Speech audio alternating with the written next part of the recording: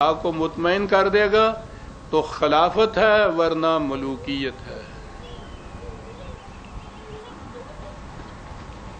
اور یہ در حقیقت تفسیر تھی حضور نبی اکرم صلی اللہ علیہ وسلم کے اس ارشاد گرامی کی، جس میں آپ نے فرمایا تھا کہ سربراہ مملکت کی حیثیت ایک خزانچی کی ہوتی ہے، اس کے پاس ڈھیروں مال جمع رہتا ہے، لیکن سب اس لیے کہ جہاں تقسیم کرنے کا اسے خدا نے حکم دیا ہو وہ وہاں تقسیم کرے، اور اس میں سے اپنے لیے صرف اپنے روزینے کے لیے لیے۔ یہ اصول ہے اس دور کے جو حضرت عمر رضی اللہ تعالیٰ عنہ کا عہد فاروقی کہلاتا ہے۔ آپ غور فرمائیے کہ یہ کوئی عارضی اور ہنگامی باتیں نہیں ہیں، اصل الاصول ہیں یہ سیاست مدن کے، اور اسی سے یہ معلوم ہو جاتا ہے کہ یہ وہ عناصر ترکیبی ہیں جن کے امتزاج سے ایک اسلامی مملکت وجود میں آتی ہے۔ یہ سب چیزیں ایک جگہ جمع ہوں تو اسے اسلامی مملکت کہیں گے۔ آگے چلیے، دیانت اور امانت کی اس دور کی بے شمار مثالیں تاریخ میں ہمیں ملتی ہیں۔ میں ایک مثال پیش کرتا ہوں۔ ایک دن بیت المال کا خزانچی کہیے، وہ جھاڑو دے رہے تھے تو اس کوڑے میں جسے کہتے ہیں ایک درہم ملا، اس دور کا چھوٹے سے چھوٹا سکہ، وہ پیسہ بھی نہیں کہا جا سکتا، اس سے بھی کم سکہ۔ ہمارے ہاں تو اب پیسے کے متعلق بھی ہمارے اگلے بچوں کو پتہ نہیں یہ کیا ہوتا ہے، ہمیں تو دمڑیوں کا بھی پتہ ہے، اور میں نے تو کوڑیوں کو بھی بطور سکے کے رواں دیکھا ہے، خریدی ہیں چیزیں ان سے۔ تو درہم اس دور کا چھوٹے سے چھوٹا سکہ تھا، وہ کوڑے میں سے ملا، اتفاق سے حضرت عمر کے گھرانے کا ایک چھوٹا سا بچہ وہاں کھڑا تھا، اس نے وہ اٹھا کے اسے دے دیا اور گھر چلا گیا۔ ابھی پہنچا ہی تھا کہ بلاوا آ گیا خلیفۃ المسلمین کا کہ حضرت عمر یاد فرماتے ہیں، کامتے ہوئے گیا۔ آپ نے چھوٹتے اس سے کہا کہ بھائی، میں نے تمہارے ساتھ کون سی زیادتی کی تھی جو تم نے اس طرح سے مجھ سے بدلہ لینا چاہا؟ کہا جی میں نے کیا کر دیا؟ کہنے لگے کہ تم نے بیت المال کا ایک درہم عمر کے گھرانے کو بچے کو دے دیا۔ قیامت میں جب یہ لفظ سنیے عزیزان من، یہ نہیں کہا جب خدا مجھ سے پوچھے گا، کہا کہ قیامت میں جب قوم یا امت محمدیہ مجھ سے پوچھے گی اس درہم کے متعلق تو میں کیا جواب دوں گا؟ تم نے کیا ظلم کر دیا مجھ پر؟ ایک درہم کوڑے میں سے نکلا ہوا بچے کے ہاتھ میں دیا گیا، جب امت محمدیہ مجھ سے پوچھے گی۔ اس میں بڑا فرق ہے۔ آگے چل کے تاریخ میں آتا ہے ہمارے ہاں کہ ایک شخص نے بیت المال کے مال کے متعلق کہا تھا کہ یہ تو خدا کا مال ہے۔ صحابہ میں سے ایک نے کہا تھا کہ متعین بات کرو، خدا کا مال کہہ کے تم ذمہ داری سے چھوٹنا چاہتے ہو کہ کوئی پوچھنے والا ہی نہیں ہے یہاں؟ یہ قوم کا مال ہے اور قوم کا حق ہے کہ تم سے پوچھے۔ یہ تھی تعلیم و تربیت نبوی نبی اکرم صلی اللہ علیہ وسلم۔ دیانت اور امانت کی بات ہو رہی تھی۔ ایران فتح ہوا، مدائن دارالخلافہ تھا۔ ایران میں صدیوں کی تہذیب تھی، تمدن تھا، سلطنت تھی۔ اس دور میں دو ہی تو سلطنتیں اور تہذیبیں تھیں، ایران کی تہذیب اور روما کی تہذیب۔ تو جب یہ وہاں فتح ہوا ہے ایران، اور پھر مدائن بھی فتح ہوا، تو وہاں سے جتنا کچھ مال غنیمت انہیں ملا ہے، عربوں نے اپنے کبھی خواب میں بھی وہ کچھ نہیں دیکھا ہوگا۔ تو پھر داسی نے اپنے ہاں جو کہا ہے تانا دے کے ان کے متعلق کہ زے شیر شتر خوردن و سوس مار، اونٹنی کا دودھ پینے والے اور گو کا گوشت کھانے والے یہ ہیں عرب، کھجوروں کی گٹھلیوں پر گزارا کرنے والے۔ ان کو جو یہ ملا وہاں سے مال غنیمت، بے شمار دولت، زرکار اتنے اتنے بڑے قالین تھے کہ وہ جب آئے ہیں مدینے میں سمجھ میں نہیں آتی تھی کہاں بچھائیں، کوئی گھر اتنا بڑا تھا ہی نہیں جس میں وہ قالین سما سکتا۔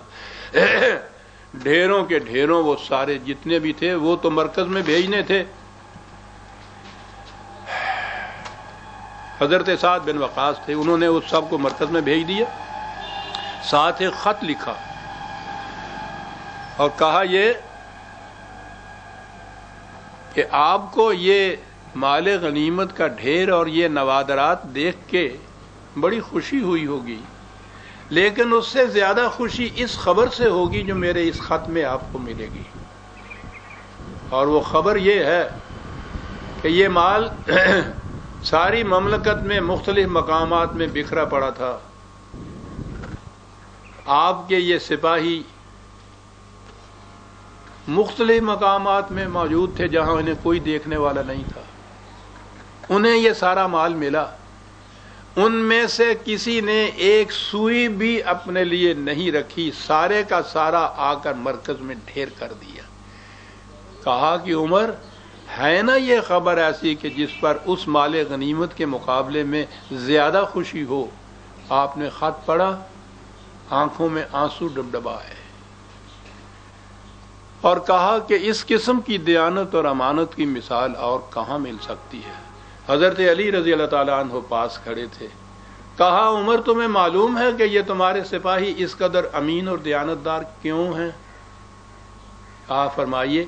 کہا اس لیے کہ تم امین اور دیانتدار ہو۔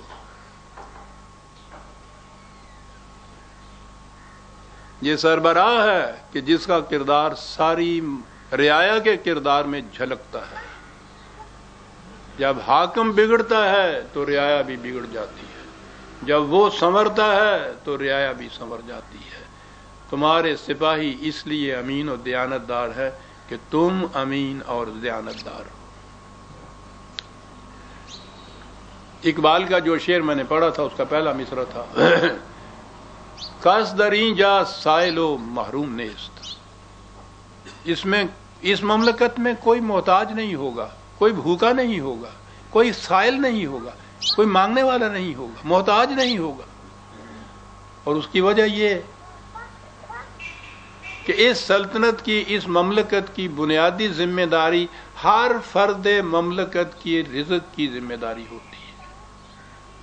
معاشرے کے ہر فرد کا رزق، اس کی روٹی جسے ہم عام الفاظ میں کہتے ہیں، اس کا باہم پہنچانا معاشرے کی ذمہ داری، اس نظام کی ذمہ داری ہوتی ہے۔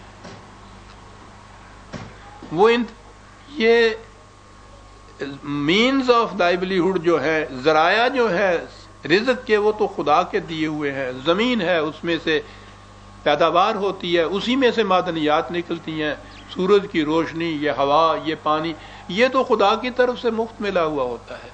اس نظام کا فریضہ یہ ہوتا ہے کہ اس کا انتظام اور تقسیم اس طرح سے کرے کہ نہ کسی کے پاس ضرورت سے زائد رہے، نہ کسی کی ضرورت رکی ہوئی رہے۔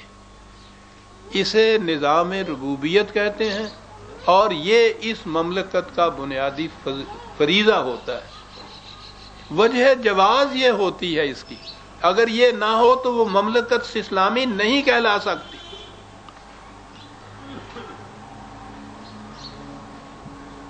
اس کی مثال خود امیر المومنین کیسے قائم کرتے تھے۔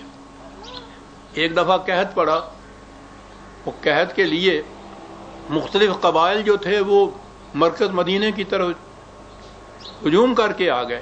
آپ نے پہلا حکم تو یہ دیا کہ شہر میں کسی مسلمان، یعنی مسلمان ہی تو تھے وہاں، کسی کے گھر میں خود کچھ نہیں پکے گا اور وہاں نہیں کھایا جائے گا، جو کچھ کسی کے گھر میں ہے وہ سارا باہر آ جائے گا، دسترخوان پہ رکھا جائے گا، اور مشترکہ طور پر سارے مل کے اس کو کھائیں گے جتنا کسی کے حصے میں آئے۔ چنانچہ آپ خود بھی اس کے اندر بیٹھے ہوئے تھے۔ وہاں سوکھی روٹی اور زیتون کا تیل یہ تھا جو ملتا تھا۔ آپ اس کے عادی نہیں تھے۔ کچھ دنوں کے بعد صحابہ نے، ساتھیوں نے، دوستوں نے دیکھا کہ آپ کی صحت پر اس سے بڑا برا اثر پڑ رہا ہے، رنگ کالا پڑ گیا ہے، آپ کمزور ہوتے چلے جا رہے ہیں۔ تو انہوں نے آپ سے کہا کہ یہ تو بہت بڑا خطرہ ہے جو ہم مول لے رہے ہیں. آپ یہ نہ کیجئے، آپ اپنی جو عام غذا تھی اس کو جاری رکھیے. آپ ایسا کیوں کرتے ہیں؟ یہ کیوں کا جواب آپ نے دیا عزیزان من. فرمایا کہ مجھے لوگوں کی تکلیف کا احساس کس طرح ہو سکتا ہے جب تک مجھ پر بھی وہی نہ بیتے جو لوگوں پر بیتتی ہے. مجھ پر اس کا احساس مجھے کیسے ہو سکتا ہے جب ذاتی طور پہ بھی میں اپنے اوپر وہ کچھ وارد نہ کروں جس میں سے یہ عوام گزر رہے ہیں. اس لیے میں وہی کھا رہا ہوں جو یہ کھا رہے ہیں. اس قسم کے سربراہان مملکت کی موجودگی میں عزیزان من رعایا کو سرب فلک ایوان شاہی کی طرف سر اٹھا کر باسد حسرت و یاس یہ کہنے کی ضرورت نہیں پڑتی کہ تمہیں خاک ساروں کی کیا خبر، کبھی نیچے اترے ہو بام سے. جو بام سے نیچے نہیں اترتا وہ اسلامی مملکت کا سربراہ نہیں ہو سکتا. جس پہ وہ کچھ نہیں گزرتی جو ایک عام آدمی پہ گزرتی ہے، حضرت عمر کے معیار کے مطابق، قرآن کے معیار کے مطابق وہ اس کا سربراہ نہیں ہو سکتا. وہ یہ معلوم کرنے کے لیے کہ مملکت کے ہر فرد کو رات کو روٹی مل رہی ہے، سارا دن امور مملکت میں مصروف رہتے اور جب ساری دنیا سو جاتی تو اٹھ کر گشت کرتے، یہ معلوم کرنے کے لیے کہ کوئی بھوکا تو نہیں. اسی گشت میں ایک دن دیکھا قبائلی لوگ یا مدینے ذرا باہر خیموں میں ہی عام طور پہ رہا کرتے تھے. ایک خیمے سے بچوں کے رونے کی آواز آ رہی تھی. دیکھا تو ایک خاتون بیٹھی چولہا جلائے ہوئے تھی، اس پر ہنڈیا بھی رکھی ہوئی تھی، بچے رو رہے تھے اور وہ باتوں سے اس کا جی بہلا رہی تھی. آپ نے پوچھا کہ کیا کر رہی ہو؟ ان کو کچھ کھانے کو دیتی کیوں نہیں ہو؟ کب تک یہ ہنڈیا چڑھی رہے گی اور یہ بچے روتے رہیں گے؟ اس نے کہا کہ ہنڈیا میں کھانے کے لیے کچھ نہیں، بچوں کو بہلانے کے لیے خالی پانی ہنڈیا میں چڑھا رکھا ہے. میں انہیں کھانے کے لیے کیا دوں؟ تیسرا وقت آ گیا، رو پڑے. کہا کہ تم نے باب خلافت میں اس کی اطلاع بھیجی ہے کہ تمہارے پاس کھانے کے لیے نہیں ہے؟ سنیے عزیزان من، ایک بدو عورت خیمے میں بیٹھی ہوئی یہ جواب دے رہی ہے. سوچئے کہ ان کا شعور سیاست کتنا بلند ہو گیا تھا. آپ نے کہا تھا کہ تم نے اطلاع بھیجی ہے خلیفہ کو کہ میرے پاس کھانے کو نہیں ہے. اس نے کہا کہ جو شخص حاکم ہو کر رعایا کے حالات سے بے خبر رہے اس تک شکایت پہنچانے کا فائدہ کیا ہے؟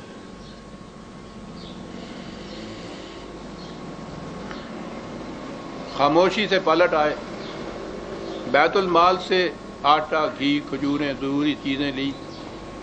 خادم کہہ لیجئے، معاون کہہ لیجئے، اسلم ان کے نام تھے، وہ ساتھ تھے. انہوں نے کہا کہ لائیے، میں اٹھا کے لے چلوں. کہنے لگے کہ اسلم اب یہ معاملہ انسان اور انسان کے درمیان نہیں رہا، اب یہ معاملہ عمر اور اس کے خدا کے درمیان رہا ہے، اور خدا نے کہا ہے کہ کوئی بوجھ اٹھانے والا دوسرے کا بوجھ نہیں اٹھائے گا. یہ میرا بوجھ ہے، یہ میں خود اٹھا کے لے کے جاؤں. خود اٹھا کے لے گئے، خود پکایا وہاں اس کے ساتھ مل کے، بچوں کو کھلایا. بہت خوشی سے وہ جھوم رہے تھے. اس عورت